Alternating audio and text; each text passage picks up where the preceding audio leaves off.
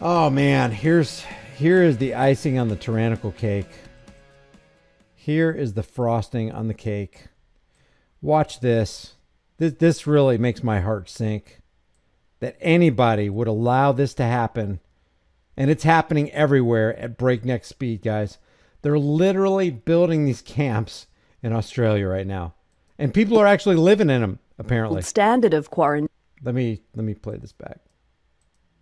Howard Springs near Darwin is held up as the gold standard of quarantine. Separate cabins. The gold standard of internment camps. Don't call it quarantine. These are internment slave camps. If you were there against your will, if somebody violated your free will to drag you here against your will, you are a slave. These are slave camps. They're not quarantine camps. On-site testing, catering, and so far, no known breaches. What? I get my food catered? Hey, that's not so bad. But the Queensland government reckons it can do better. This is going to be a great boost for our defence against the Delta virus. State Cabinet has signed our defence against all Australians. It's not against the deltoid variation. It's against all Australians. Let's get it straight. Signed off on the Wellcamp facility, first proposed 7 months ago. Businessman John Wagner will build it next door to his airport. Oh, businessman John Wagner will build it? I wonder if he gets tax breaks from the Australian government. Wonder if he's in cahoots with the government. Oh, there are special people that walk among us, huh? So this guy's going to profit from this.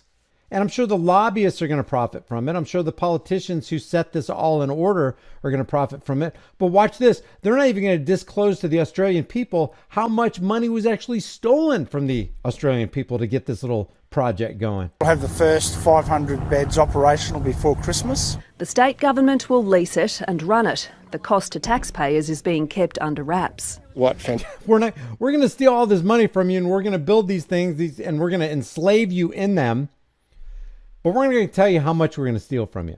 Fantastic value it will be if we can avoid just one lockdown. The federal government... That's the face. These are faces of psychopaths, megalomaniacs, people who want to violate the will of other people. Lockdown. The federal government's previously rejected the plan on grounds it's too far from a tertiary hospital, but the Deputy Premier's declared it the perfect location. Still, some old sticking points remain, like will international flights to Wellcamp be approved? Well, we hope so. So we'll be continuing those discussions with the federal government. But we can bus people from Brisbane up here if we have to. They could have done that months ago if that's what they wish to do, but good for them, and I wish them every success. The Prime Minister was given no notice of today's announcement, nor Toowoomba's mayor. It may be a good thing for the economy in Toowoomba, but let's hope that there's no outbreaks, that there's no problems with it. If they get on top of it early and if they plan it well, it could be a good thing. I think it's absolutely ridiculous. We do not have the medical facilities here in Toowoomba. The Premier says any COVID patients will be transported to Brisbane. And so Queensland will have 2 purpose-built quarantine facilities. Enslavement camps. Stop calling them quarantine facilities. That's not what they are. Commonwealth is backing one here on defence land at Pinkenbar near Brisbane Airport. There'll be rooms for 1,500 people by the middle of next year.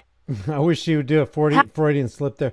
There will be accommodations for 1,500 slaves. I mean, people here, because we just want to take care of them. If you have